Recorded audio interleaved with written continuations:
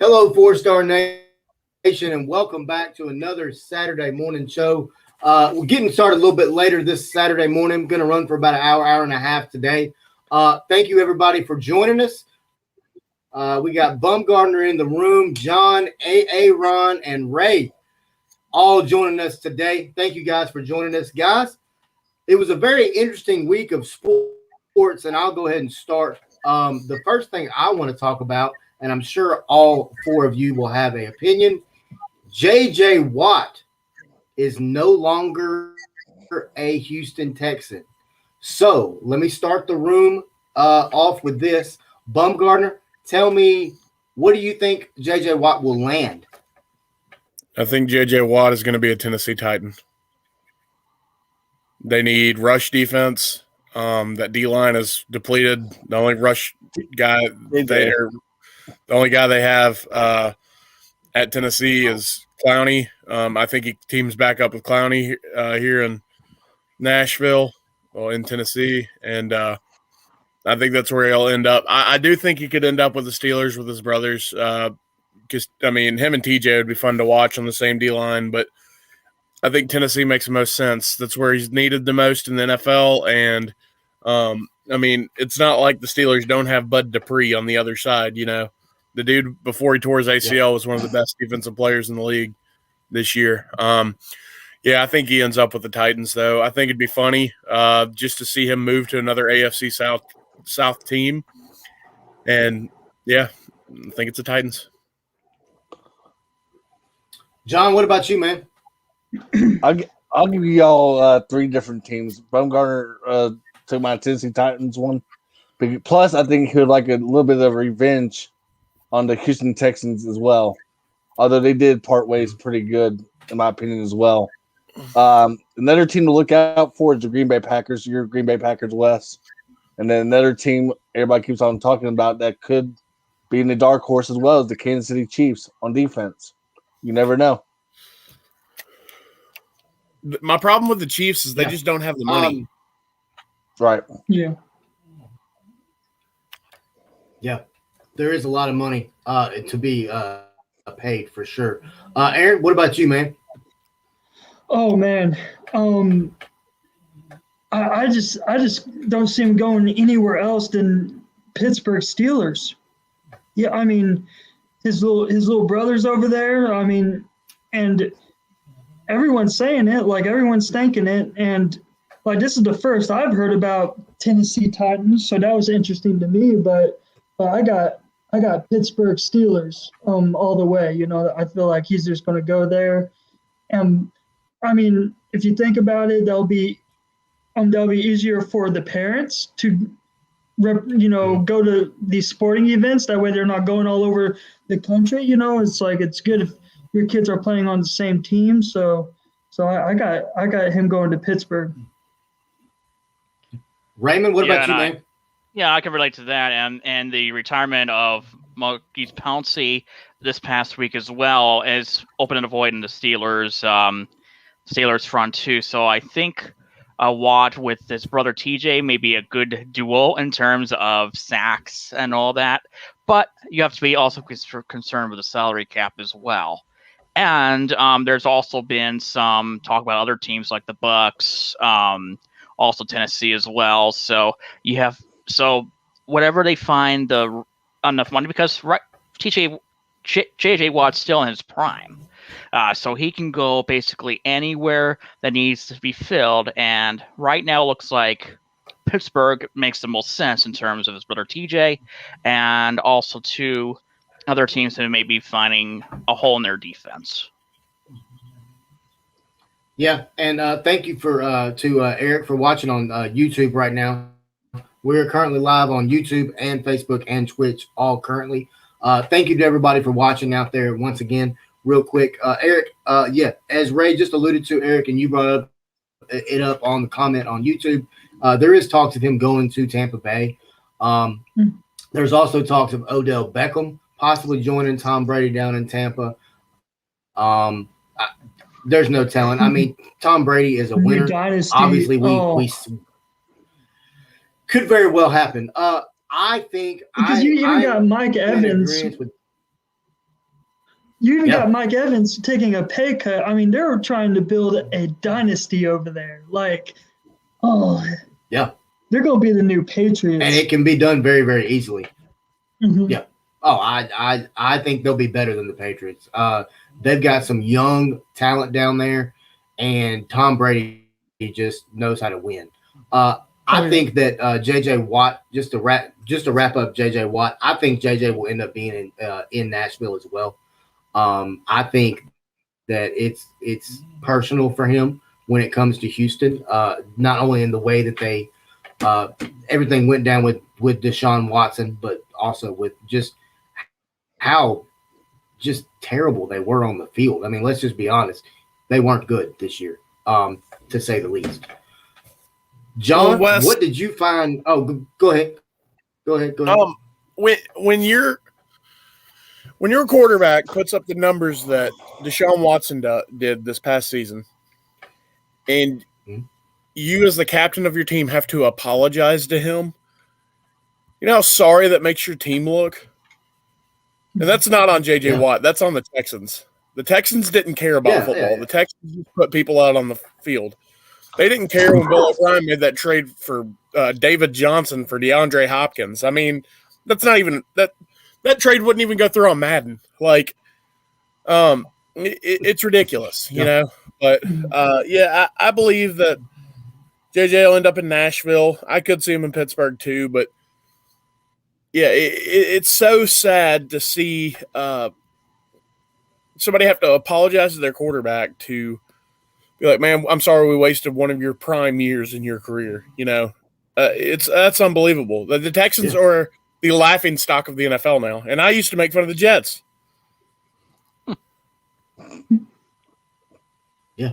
Didn't their president still just make fun of the Jets. resign the other day?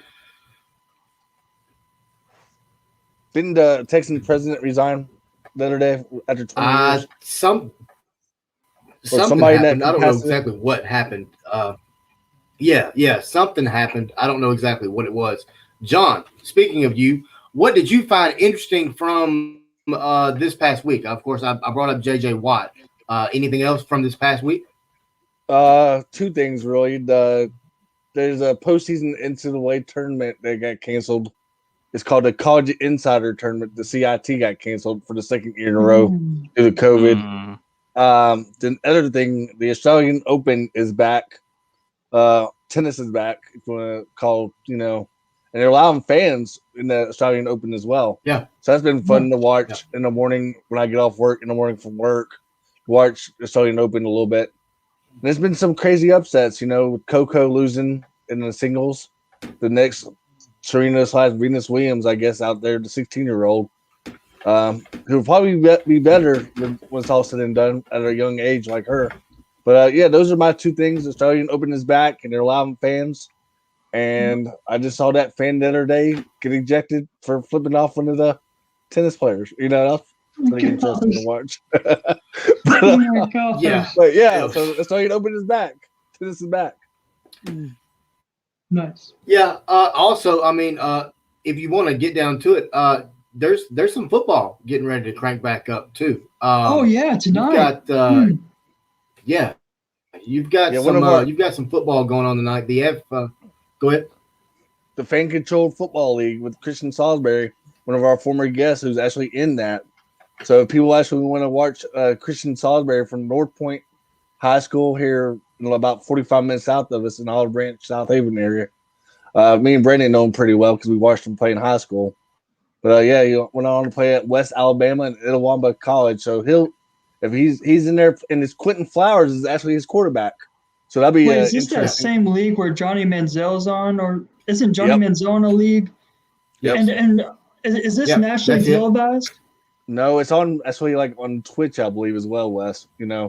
And fans are actually calling the plays for these players, aren't they? So that'd be kind of interesting.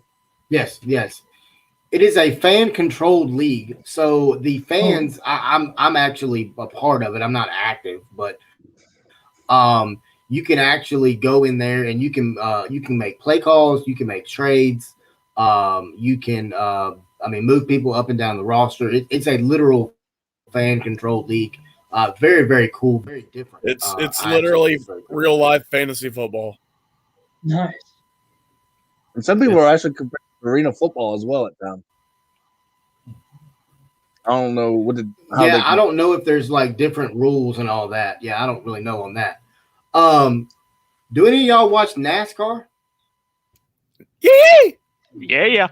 Little bit, yeah. My poster on my wall has it's signed by Tony Stewart, Austin Dillon, and then I have Jamie McMurray right there. So Ooh, the entire okay. Bass Pro Nice. team, 2 Daytona 500 winners, and a NASCAR Nice. champion. So Speaking of the Daytona 500, that is tomorrow, 2:30 p.m. Over on Fox. It's going to be a great race this weekend. Of course, we had the duels this past week, Duel 1 and Duel 2. Those are always a lot of fun. NASCAR is back. We had the Truck Series ran last night. Those guys are a lot of fun to watch. I don't know if y'all get into NASCAR, but NASCAR this weekend is going to be a lot of fun. Going to be a long race tomorrow afternoon, starting at 2:30. Brandon, since you watch a little NASCAR, give me a Daytona winner for tomorrow. well, on my betting app, I picked Kevin Harvick just as I had a free bet, and I feel he's great on restrictor plate races. I feel like he's due to win a Daytona 500. I don't like him, but Denny Hamlin's going to be a strong contender to win it again this year. That man has a fast car. But any of those Hendrick cars, if I'm going to give you an outright winner, it would probably be Denny Hamlin. But any of those Hendrick cars are going to be up there the whole race. And I really believe Austin Dillon can do it too. Those Richard Childress Racing cars are very good on restrictor plate races. Austin Dillon has won the Daytona 500 before. Everybody would love to see the number 3 back in Victory Lane at Daytona. He just won the duel the other night, which he put a move on Bubba Wallace, who's also a fan favorite. I mean, it was beautiful. But yeah, It was a right nasty now, move. I had to pick a guy. It was nasty, man. That little I don't even know what they call it. My brain, I'm having a brain fart. But yeah, no. If I had to pick a winner, it would probably be Denny Hamlin. All right, Raymond, what about you, man? I know you're up in the northeast section of the country. They do race up there. Watkins Glen is a very popular track up in New York. Watkins Glen. I have a family cabin up there. Yeah. By the way. Really? Nice. Yeah. Okay. Give me your winner for the Daytona 500 tomorrow, Raymond.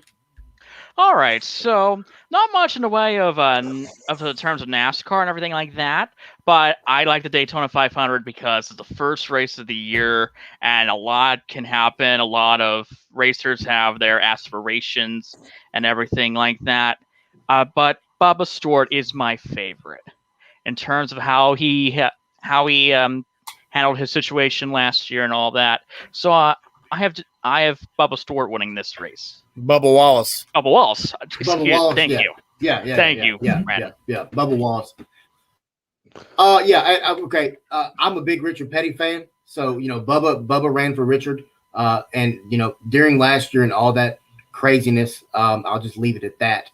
That went on with Bubba. I do like Bubba Wallace. I'm very interested to see how the 2311 team does, which is the new team that he's driving for, with Denny Hamlin being owner and also Michael Jordan.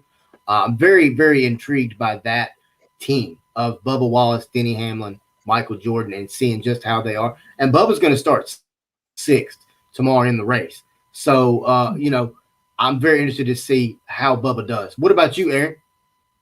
Oh my goodness. I'm not.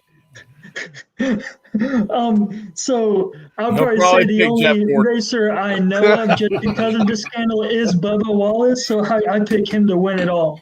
Okay. Hey, all right.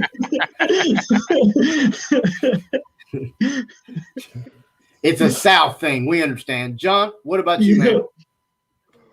I will go with the dark horse that kind of did decent last year, Ricky Stenhouse. Ooh, local boy. Yeah. Oh, hometown boy. Hey. Okay, all right. Yeah. Hey, I'll tell you one thing about Ricky Stenhouse Jr. That kid is good on restrictor plates. He's very good on those restrictor plate racetracks. So I could absolutely see him winning it, John. It's a good pick. I think, Ricky did. That's a very good pick. Ricky, I was going to ask you a question, Wes, and other people as well, if you want to listen. Or, Jeff Gordon does pretty good on commentary, like Tony Romo does on CBS for NFL. So I like how Jeff Gordon's come out of retirement and done a little bit of commentary. He's done pretty well on that as well.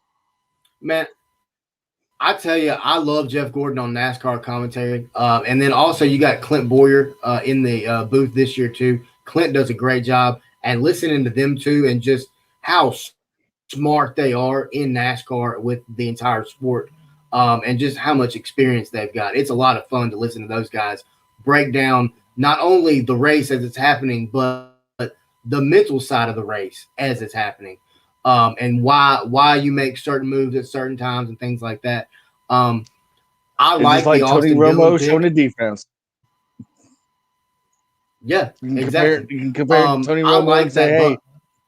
hey, Yeah, I like that Bubba Wallace pick a lot from Aaron and Ray. I think Bubba is a good driver. That's probably not a popular opinion amongst some NASCAR fans, but I like Bubba. He's a good driver. I think that he has a chance. He has a chance to win tomorrow, but you got to give me the fastest car on the track, and that's going to be Denny Hamlin. If you go back and look at Denny Hamlin last year and throughout the entire season, he had probably one of the fastest cars. You race in, race out, every race. Denny Hamlin, I think, is going to be my winner for tomorrow in the Daytona 500. Wes, they say great minds think alike. And that is a beautiful pick in my book. Hey, Brandon, Even though I don't like Denny Hamlin very much. Who's Memphis what? Who does Memphis got? Your dog. Well, my dog. She'll probably go with old Jamie McMurray since he's making his return to racing. I like some Jamie McMurray, though. I do love like some Jamie McMurray. I do too. John, looking at the college basketball slate for this week. What about Aaron and Raymond's news, real quick? Anything on Carson Wentz? Anything on Carson Wentz lately, guys? No, we have not heard any news lately on that. That's still up in the air in terms of where he's going to go. Now there's like little rumors of like Deshaun Watson might like looking for a trade there or something, but I think that's all like rumor. It's like not legit. No, Aaron, you did bring up a good point on the Deshaun Watson thing. I believe that they could package a deal and get Wentz and Watson crossed. Now, it's the aspect of if the Eagles want to give up on Jalen Hurts this early. I mean, if you can get Deshaun Watson, you got to get him. But you don't want to give up on Jalen Hurts this early in his career. I don't believe. I mean, he was really good when he came in last year, and then teams got a little film on him, but he'll get caught up to the NFL. But I don't see the Eagles just like giving up on him that quick. He played so well. Anybody could have made the playoffs in the NFC East. That team, that division was terrible, except for the Washington football team played really well in the season. But yeah. And also, too, we have to watch our salary Let cap. me ask you this. Oh, yeah. Well, that was my next question. If you're the Philadelphia Eagles, yes, I agree. I agree. Jalen Hurts, but are you giving up on Jalen if you bring in Deshaun? I mean, I really don't think you're necessarily giving up on him. You're just bringing in Deshaun Watson. I mean, he's good. You're bringing in a veteran quarterback. You're bringing in one of the best quarterbacks in football, but you're also like Jalen Hurts isn't going to be a backup after he played this past season. You're going to have to move him. Yeah. Yeah, so that comes back to our salary cap. Can we have both Deshaun Watson and Jalen Hurts at the same time, along with all the other moves we have to make? Well, John, it's time for a little basketball talk. Oh, here we Well, go. I'll take any of the 3 quarterbacks up there in Denver. I know you will. Time for a little basketball talk. Hey, what about that John? question we got? It says when is the AAC fall football schedule coming out? Oh, yeah. To be honest with you, the AAC always waits to the last minute to find out what dates or what now these days. Usually they give you a tentative schedule by now. With COVID, I think it's a little bit harder. If you tune in with Phil tomorrow, Phil might have some. Phil Glass is going to be on the show tomorrow. He might have a little bit more insight on that as far as Memphis. But I'm not totally sure when the AAC is going to come out with their full schedule. I know it's just tentative right now. There's a couple games because the SEC has already released their schedule where AAC schools know who they're playing on certain days, but they haven't come out with a full schedule yet. I know we go to I know Memphis fans would go to Tulsa. We go to UCF on top of my head. I don't know about the other ones, but those are 2 tough road trips we gotta take advantage of and win. Because I know what happened in Tulsa last time we played in Tulsa. If y'all remember right. UCF won't be tough. No. I'd love to see what UCF's gonna have a major league down year. We need to figure out from UCF when you look, look. what's the latest Well, on I their head think coach. UCF was going to be just as bad with their coach staying. I feel like Tennessee is going to be horrible this year. We can only pray. Yeah. I don't know. I mean, I think the hire at Central Florida is, well, I mean, of course, they've got the athletic director from here in Arkansas, from Arkansas State. I think that's a good hire for Central Florida. The hire of the football coach and the hiring of the staff around that head football coach is going to be crucial for Central Florida. I think they will have a down year, but I'm very intrigued by who this coach is going to be. Who are they going to name? And Wes, it's sorry, John, I didn't mean to cut in on you. Well, it's a little late now. Like the coaching carousel's already spun. Unless you're going to go pick up a guy from a smaller school, or you're going to hire within, like for just a season, it's going to be tough to find somebody because being a non-Power 5 school. I know UCF has a fake national championship. I get that. But it's weird because you're so late. You're already in mid-February. Football coaches don't tend to jump from school to school in mid-February, You usually signed a guy before National Signing Day, and they get their recruiting class in, and it's going to be tough for UCF. It's going to be very hard, and that's really why I'm so intrigued about this hire is because I'm really interested to know not only who they get, but how are they going to get them? Because it's late in the ball game now. I mean, you're looking at the top of the 9th as far as available coaches. I think. Go ahead, John. I talked to Eric. He's a guy I met from UCF when they came to Memphis last. Not this year, but the last time they came. But Eric's been telling me the players do want Jeff Lebby, the offensive coordinator from Ole Miss, who used to be the offensive coordinator at UCF. The players want him badly back at UCF. But like Eric said to me the other day on the phone, he's like, if the players do want him and Jeff Lebby wants to come back to UCF, or if he's not interested in coming back to UCF, he just needs to let people know on social media he's not interested in leaving right now so the players can interact better with the new coaching staff and see how that relationship goes with the new coaching staff because Jeff Lebby is so familiar with his – like Dylan Gabriel, for example, after Jeff Heupel took the Tennessee job, of course, y'all seen the statement, no phone call, no text, no nothing. The players want Jeff Lebby. Yeah. They got that relationship with Jeff Lebby as their former offensive coordinator. And to me, Jeff Lebby just needs to make a statement like Eric has told me over the phone.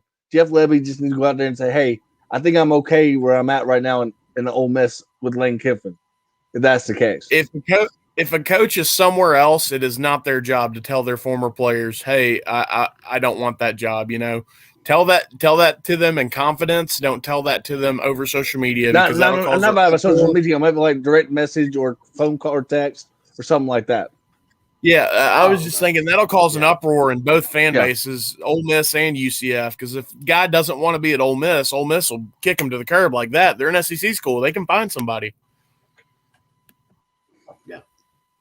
Yeah, I'm very intrigued to see who Central Florida hires. And like I said, not only that head coach, but also the assistants around them. Raymond, if you're Central Florida, we've just talked about how behind the eight ball you are. What approach do you take?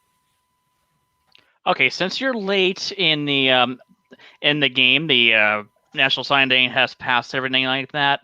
I would take a look at see what you have available. The remaining NFL coaches that are out there. Interview them and say, will this be a short? Maybe get somebody as interim.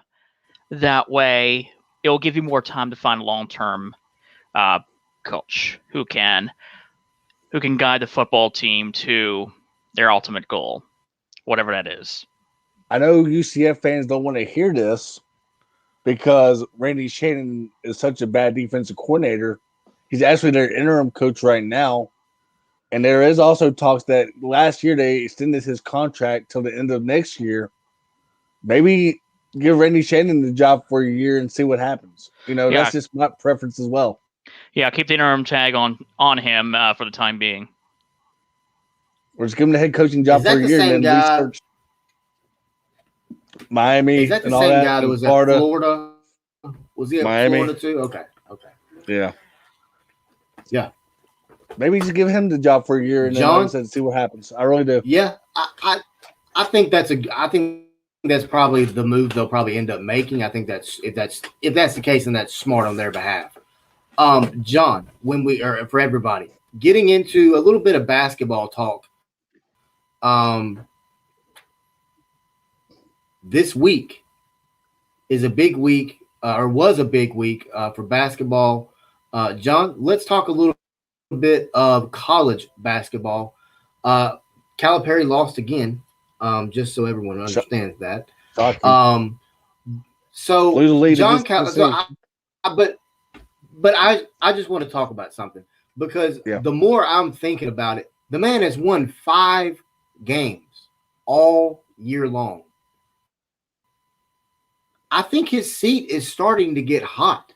I think his seat is hot. And I know Brandon's shaking his head, but I'm telling you, that man's seat's getting warm in Lexington right now. Because there's got to be a uproar of fans right now in Lexington. What do you think, John? Well, I'm not familiar with their fan base as my sister-in-law is because she's a diehard Kentucky fan. Maybe I can have her on the show one day and she can talk about how crucial right now this year in general has been for Kentucky. But like Brandon is saying right now, I don't think they're going anywhere this year. Calipari is basically going to stay for at least next year and see what happens next year. But the thing is, that player that left the program due to personal reasons or whatever it is, I don't even know what his background is regarding that. But you can just tell that the team chemistry for that team has gone downhill. And they're losing leads like the Tennessee game, for example. Y'all saw the game, I'm sure. They were up by like 10 or 12 at one time. And they just started turning the ball over with about 8 minutes to go in the game. And to me, that's Kentucky's problem. The last 3 ball games and 4 games, or how many games they lost in a row, they keep on turning the ball over in crucial plays of the game. And they could have easily won those games, like against the Tennessee, against a LSU as well. So, yeah, that's kind of crazy as well. Yeah, I go ahead, Brandon. I know you're just itching to say something over there. I can just see it. Yeah. I didn't watch those games because I refused to watch either team, John. So, yeah, didn't watch Tennessee or Kentucky play. But Calipari's not on the hot seat. The dude is one of the all-time greats. I can't stand the guy, but he's an all-time great coach. He brings in 5-star after 5-star after, and he didn't get that this year, And with COVID, I think COVID is a free year for just about any coach in college basketball. Now, I know Kentucky fans are frustrated. I know a couple Kentucky fans myself. I know they're upset. I know they're angry. I know they want to win. But the thing about it is this is happening all across college basketball. Look at Duke. Duke is in the same spot as Kentucky as far as that, and they're not doing anything this year either. Yes, Calipari only has 5 wins, but the SEC has actually been a very good basketball conference this year, surprisingly. I thought it was going to be a down year for the SEC. Oh, yeah. But when you have – Mississippi State's like a 500 team, and they could beat anybody in the conference. Alabama went unreal for a short stint. Missouri's been great. Tennessee's been decent. It's a good conference. They're playing good teams. Ole Miss is in the same boat as Mississippi State. 500 team, they're winning games. There's good coaching all around the SEC and great talent. Auburn got Sharif Cooper back. It's been tough for Kentucky. I'd tell their fans that they should just be a little patient, I can't say much because I have to be patient with Penny as a Memphis fan. I have to be patient with Penny Hardaway. I think Kentucky's more of a game – Calipari's more of a game manager type coach where he manages the game well. And he's a great recruiter. He's not an X-nose guy, so I think that's biting him in the butt a little bit this year. But, yeah, you got to give the guy this year. This is a pass year because of COVID. Yes, I Raymond, believe. What say you? Yeah, so I don't believe his seat is hot. It is definitely warm. There is a difference there. And you may have to give it out another year, like Brand said, to really assess if Calipari is going to be the guy moving forward long term. And with the COVID situation and everything like that, you may have to give it another year, full year for that to be a good assessment of where Calipari is in terms of his team and the trust of the school itself. Yeah, I think it's been hard for Calipari this year. I think it's going to be hard for him next year. I don't think this problem is just going to go away in one season. If you go back and look at that Arkansas game from the other night, but if you go back and look at that Arkansas game from the other night, they went from playing really well to playing horrible. Just like that. It wasn't. The shots didn't fall. Calipari's been saying all year, I didn't realize how important it was to shoot, to be able to shoot and be a good shooting team. Look at Alabama. They were shooting the lights out of the gym for 7, 8, 9 games straight. Really. They were lighting it up.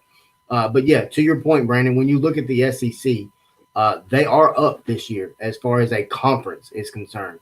Vanderbilt's having a down year. Vanderbilt still is not a bad basketball team. With Scottie Pippen Jr., Scottie Pippen Jr., that guy can ball. I don't know if y'all checked him out. He can hoop big time. I enjoy watching the SEC basketball.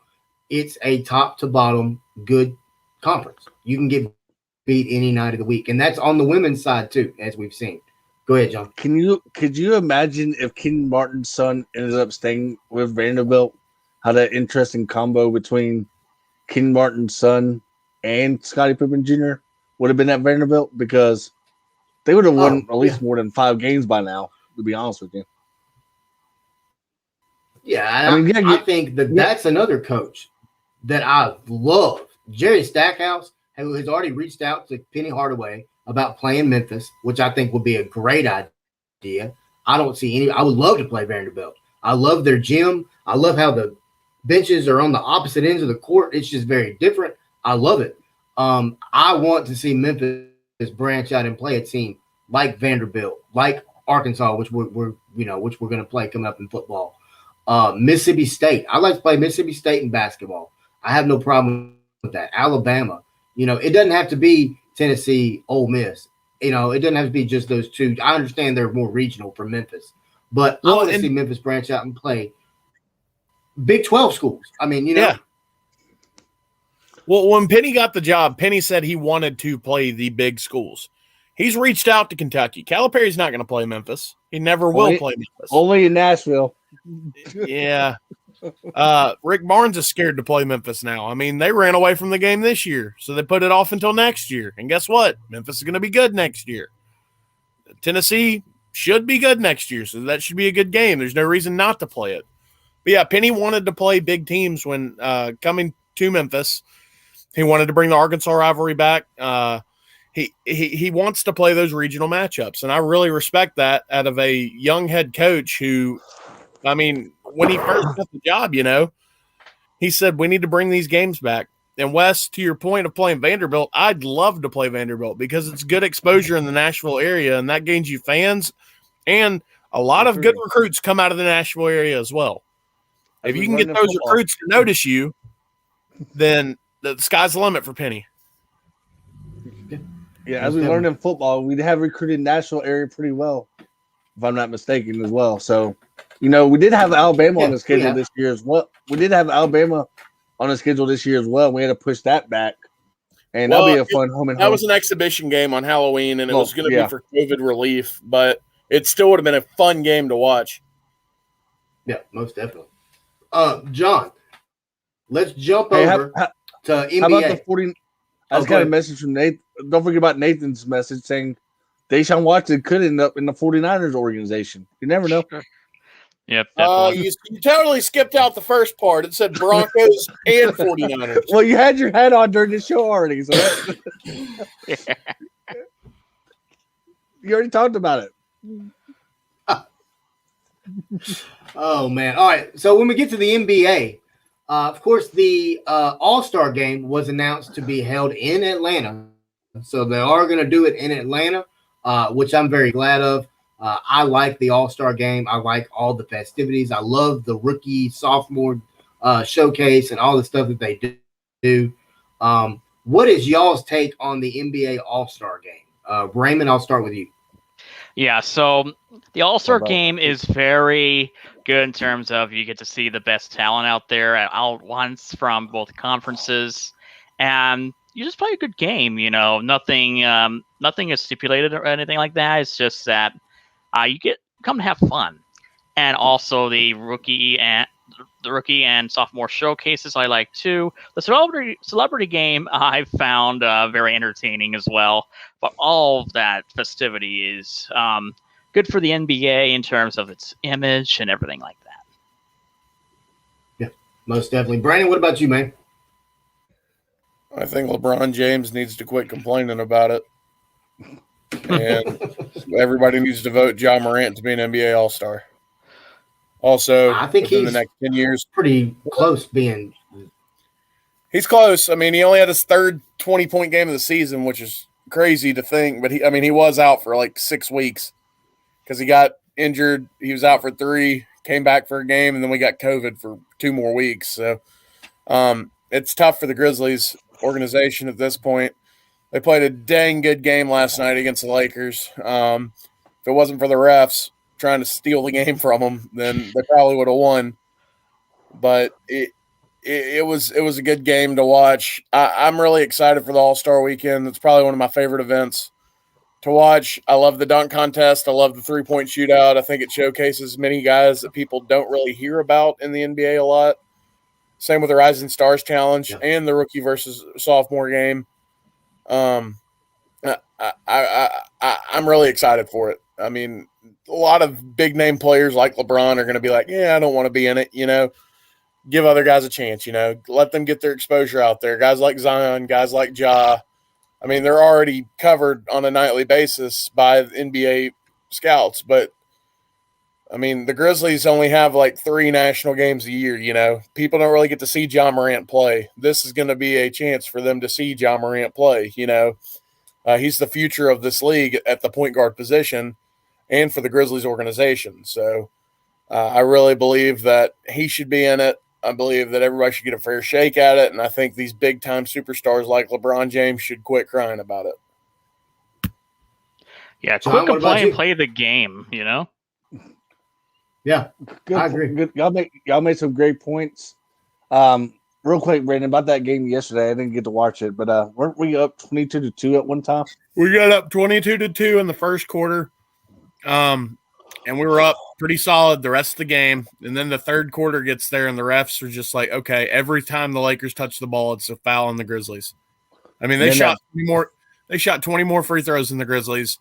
It was unbelievable. Yes, LeBron played really well. He's LeBron James. He's a freak. It's unreal. He's the greatest player I've ever seen play. Mind you, listeners, I am 25 years old, so I did not get to see Michael Jordan in his prime. But he is the greatest player I've ever got to see play in person and on TV. And he took over the game, but when the refs kind of step in, and then Kyle freaking Kuzma, of all people, just starts going nuts. Death by Kyle Kuzma is not the way I wanted to go out tonight. But the Grizzlies only had 9 players last night. Arguably 4 of their best 5 players are out.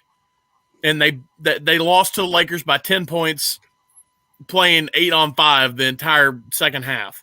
So it was good to see the Grizzlies get a little bit of exposure on national television. They play again, I believe, on Wednesday against the Pelicans on ESPN again, which should be fun because you got that Ja versus Zion rivalry going on now. That's the future of the NBA right there. The number 1 pick and the number 2 pick of the 2019 draft. 2019 draft. It's a lot of fun. I'm really excited for it. But yeah, these younger guys that are going to be in the league for the next however long need to have a fair shake at the All-Star game as well.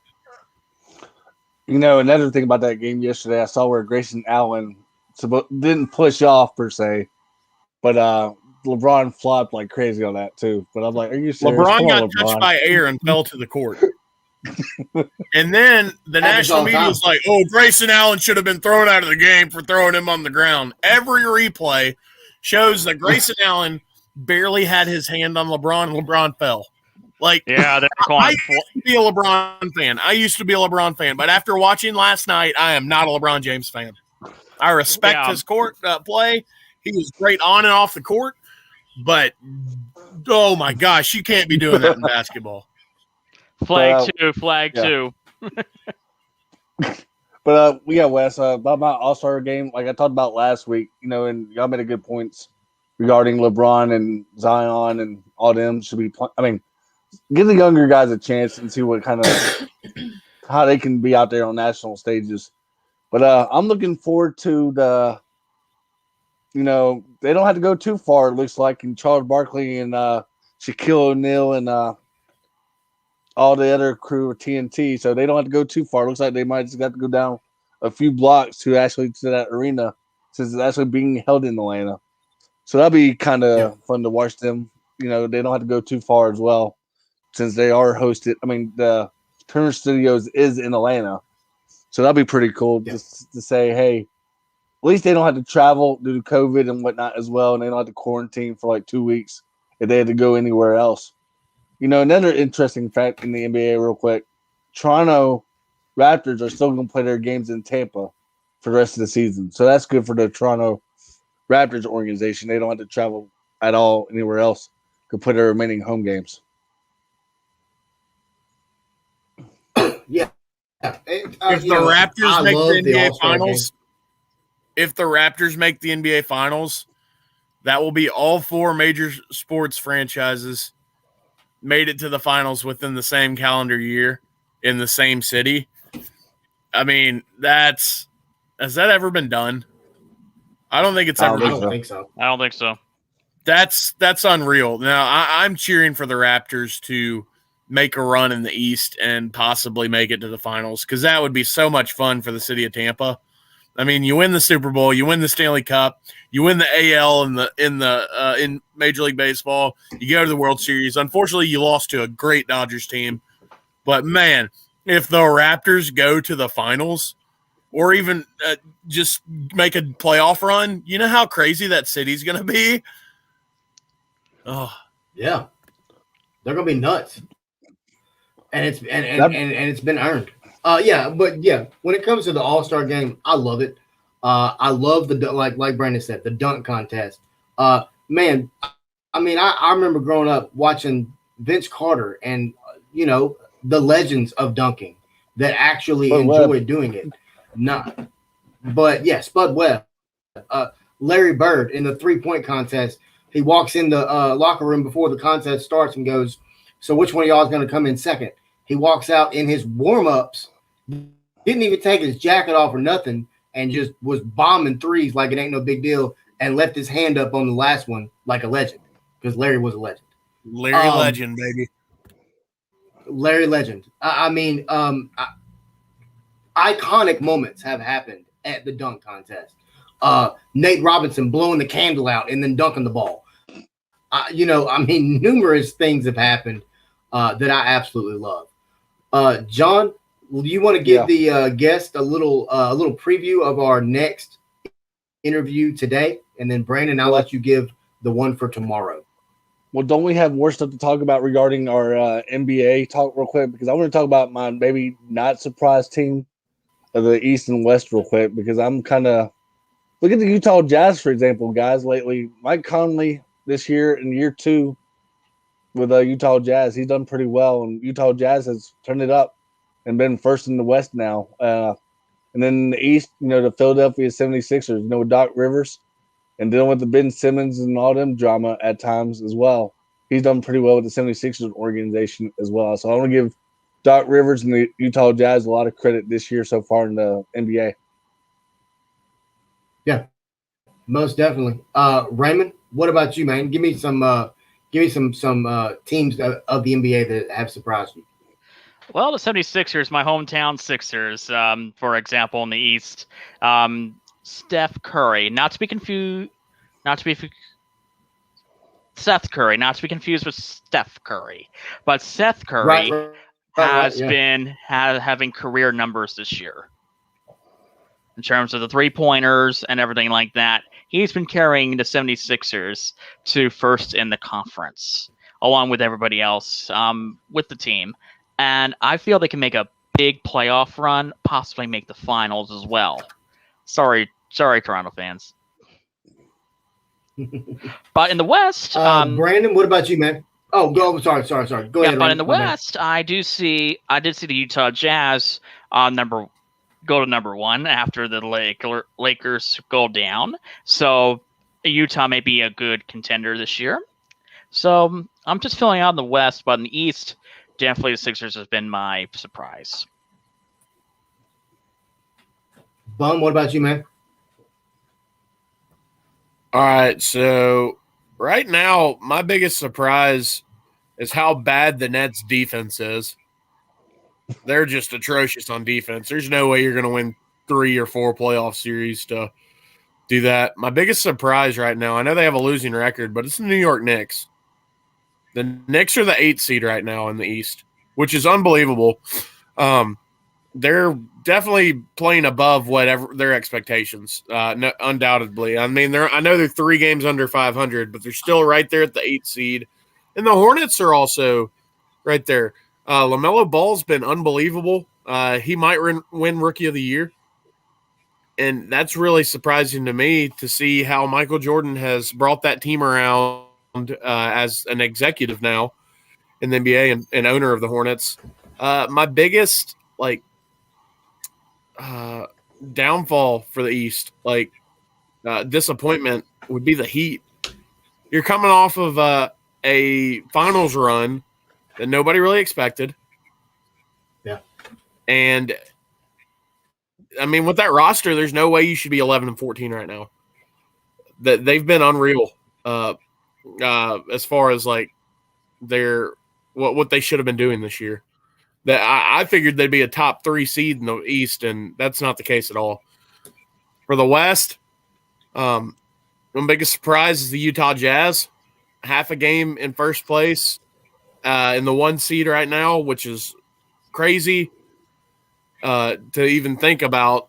And my biggest disappointment right now is right now it's the Grizzlies. They came off that 7-game win streak, almost tied the franchise record for most wins in a row. And I know they're coming off of COVID and we got a lot of injuries, but man, the same team that's on the floor right now is the same team that made that 7-game win streak run, and they've just been struggling a little bit lately. Other than beating Charlotte the other night, they really haven't shown anything other than the first half yesterday. They looked awesome, and then the refs took over in the second half, like I've already said. So, is anybody like Wes? Are you surprised by Sacramento with Luke Walton at all? Yes, I am. Very surprised. I'm not sold on Luke Walton. I wasn't sold on him when he was with the Lakers. I mean, he was cool when he was in Memphis, when he was a little assistant or whatever with Pastner. Yeah. But I'm not sold on Luke Walton as a head coach. I never have been. I don't feel like his teams fight hard enough, and I don't feel like he puts enough responsibility on them. I mean, go back and look at all the teams he's coached. I haven't found a team that he's coached that he really, really was a fighting team. I am now. To me, the biggest surprise is the Jazz. They're playing some basketball. Mike Conley's playing very well for the Utah Jazz right now, and it's fun to see. I'm glad that Mike is really. Do what? Yeah. He's been out the last 2 games. Conley had COVID. Oh wow. Really? Did not know that. But when you look at the Utah Jazz, that coaching staff has done a great job with that team. To me, the Philadelphia 76ers are a team, like Ray mentioned earlier. They're a team that I think people need to look out for by the end of the season. They're very young, as we know. Ben Simmons can ball. Joel Embiid is a major threat down low. MVP. That team's going to be – yeah, I'm telling you. I mean, that team's going to be a team to look out for. Another team to look out for, and Brandon alluded to, their defense is not just atrocious right now, but I think the Nets are a team that may surprise some people by the end of the season. When you look at Kyrie Irving, you look at Kevin Durant, you look at just the immense talent that those two by themselves hold. And I mean, let's be honest, Kyrie still got it, man. He really does. Let me jump over to the college side of basketball real quick, and then we'll wrap up the show.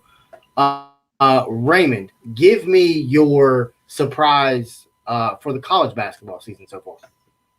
Well, as I look at it, it's got to be the Alabama basketball team because of their undefeated start in the SEC until lately. And right now, Lundy has the Alabama Crimson Tide at a 2nd seed, which I don't see a 1st seed happening for Alabama. But best case scenario, they win the rest of their games in the regular season, and they make the SEC tournament, and go deep or win it. They can get the 2nd seed. A second seed. Okay. John, what about you? Real quick, while we brought up the tournament, Ray, I want to ask y'all something real quick before you get to mine and Brandon's and yours. What do y'all think about teams like Houston maybe optioning out of maybe their tournament as well, and maybe just getting ready for the NCAA tournament because of what happens with COVID? I'm all for it. I'm all for it, and we know why. Yeah. I think the committee will consider that as well. So it's they're trying to make it a fair tournament as it is. So I'm all for that. It's just that the committee has to do their part and making sure they're seated accordingly in terms of their resumes and everything like that. 2 weeks into the side because I completely agree. Mm-hmm. Yeah, March is right around the corner. It would not surprise me one bit to see teams back out of their conference tournament in order to prepare for the NCAA tournament. And I mean, as we well know, COVID can strike at any time. So you've got to be prepared for the unprepared. You got to be prepared for the unprepared, which is hard to prepare for. John, to get to mine, I completely agree with Ray. Alabama has been a very surprising team. I like Nate Oates. I knew Nate Oates would do a good job. I didn't think he would get them going this fast. But North Carolina is a surprise to me. Duke being down is a surprise to me. Kentucky obviously being down is a huge surprise, not just to me, but to the whole nation. But when you look at Alabama, they are poised to make a legitimate Final Four run. If they can continue to shoot the ball at a high pace, which they've been doing all season, if you can continue to shoot the ball at a high level, not only from three, but all over the court. I mean, look at their field goal percentage. It's through the roof. Look at their pace of play. It's faster than some NBA teams. That's hard to keep up with. That's hard to prepare for if you're another basketball team. Now, yes, I understand college basketball has the pace of play is up. I understand that. But Alabama, if they're shooting the ball the way they've been all season, I think they're a legitimate threat to possibly win the whole thing, maybe with a little bit of help. Yeah, y'all made a good point regarding Alabama. My not so hot real quick is probably gonna be Tulsa lately. They're 9-9 now, 6-7 in the conference. They lost 3 straight. 1 to Tulane, 1 to UCF, and then 1 to SMU. Southern Miss is not the same Southern Miss from old days. 7-13, lost 7 straight now. And Tennessee, I thought, Tennessee Tech under year 2 with their new coach that they got that came from Arkansas a while back, John, whatever, what's his last name? You know what I'm talking about, guys. Wes, you probably know what I'm probably talking about. Yeah, I do. I do. 2-19, 2-12 in the conference, lost 6 straight right now. The hot teams this week for me, the Detroit Mercy, who are 9-8, who won 6 straight, and then Ole Miss. Y'all talked about the SEC earlier. Ole Miss has now 11-8 on the year, 6-6 in the conference, and have won 3 straight. Especially this game the other day, y'all, beating Missouri at home the way they did, 80-59. And then, of course, beating at Auburn, 86-84 in the buzzer beater. And then they beat Tennessee in the ugly game to watch, 52-50. But Ole Miss, they played pretty well lately with Kermit Davis at the helm. Yeah, they have. They definitely have. For everyone watching, thank you very much. It's been another great show with John, Brandon, Raymond. Aaron was on earlier. Oh, my bad. Go ahead. You're good, man. My team that is underperforming is always Kentucky and always will be because they stink. My surprise team, Loyola Chicago. Sister Jean's got it rolling again. They're on a 10-game win streak. They're playing 19-1 Drake right now. They're down 2 at halftime. If they win, that's 11 wins in a row. Loyola Chicago is on fire. And ever since they made that Final Four run, I have been a fan and I've cheered for them. Sister Jean is 101 years old. Let's get Loyola Chicago a national title. That woman's a national treasure. She's a chaplain for a basketball team, and she's one of the most famous people in college basketball. It's unbelievable. I agree. So I'm cheering hard for Loyola Chicago, and I really think if they beat Drake today, they're ranked 22nd in the country. Like I said, they've won 10 in a row. They win today, that's 11. I believe they play another game against Drake tomorrow. They do. They're playing back-to-back games in 2 days, which is crazy. But they get a win today and they get a win tomorrow. They just move up top 25 because they're playing a quad one opportunity against Drake, a 19-1 team. Drake was top 25 until last week. They were my surprise team for the week last week. They ended up losing. But, yeah, Loyola Chicago, man, they're on fire. Just like Belmont. They are. Yeah, I was going to say Belmont is too. Yeah, most definitely. Also, to our fans out there listening, be sure and check out our website. It's 4starsportshow.live. Be sure and check it out. There's some great articles on there from John Sturdivant and Kristen Johnston as well regarding Super Bowl and some other big key matchups that have happened here recently. We also update everyone every week on our show for our interviews as well.